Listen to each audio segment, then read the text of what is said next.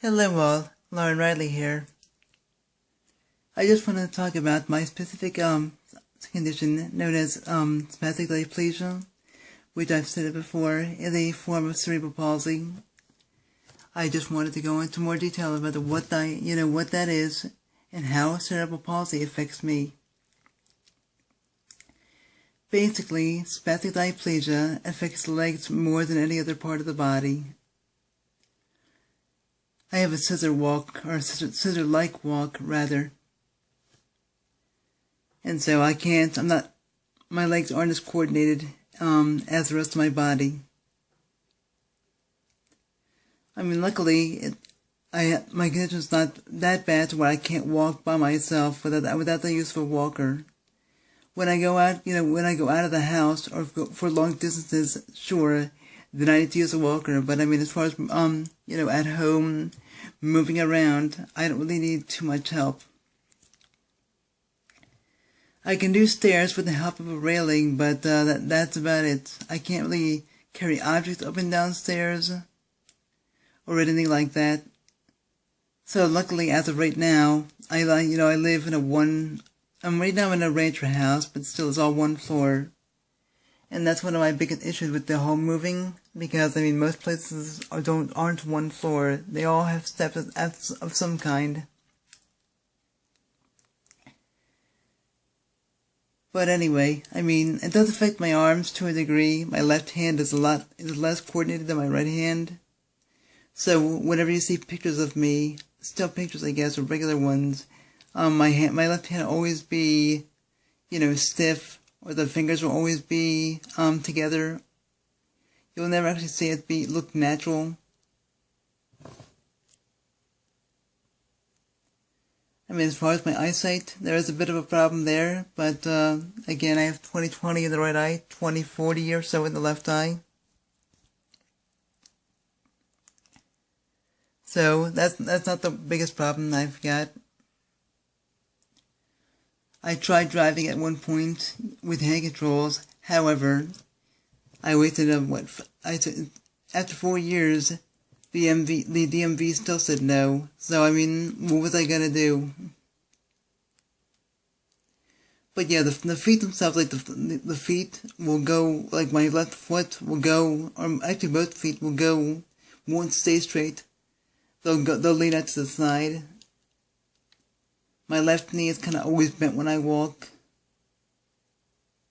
So, but I lead with my right leg, so my right leg does all the, I guess, heavy lifting, as it were. When I go up steps, I put one foot up, push up, bring the other leg up with it, in that repetitive fashion, over and over again. I either need 2 hands on a railing, or 1 hand on a railing and 1 hand on a wall. Otherwise, I just can't make it.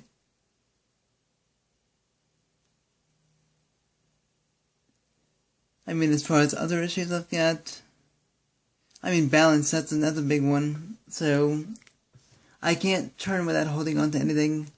So when I have to turn, either I'll hold on to a wall, or push on, or, have something to kind of push on a little bit before I turn. This way I can make it with ease without a problem.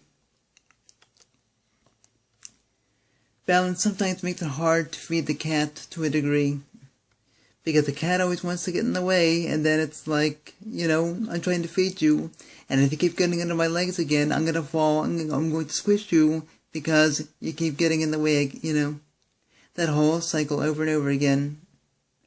That's why I try to feed the cat before I actually let the cat in. That way, his bowl's already got food, and there's no issue with that. But, I only got one cat now. I guess overall I've had about, out of my whole life so far, 12 or 13 cats. Not a bad shake.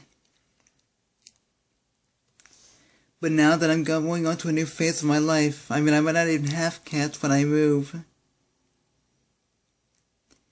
The one cat I do have is pretty old, so, he's 14, 13, yeah, 2001, actually no, 16. So yeah, he's getting up there. I guess holding on to heavy objects also is an issue. So I can't really hold the object with two hands and move at the same time. I have to hold on to a stable object while I transfer the object that I want to move over.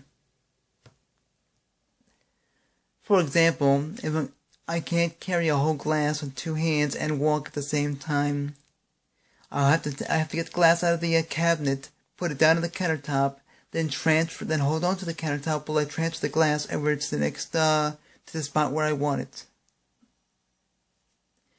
And I'll have to keep on transferring until I can get to the spot where I want to go.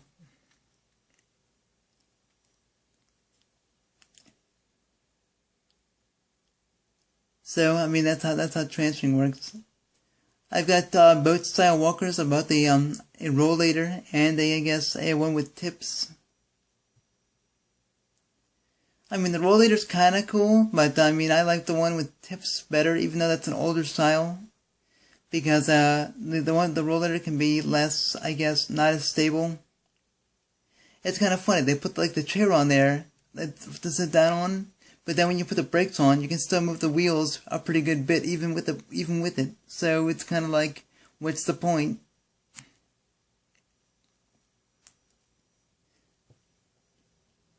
The only people that can sit on that are people that are like 80 pounds or less.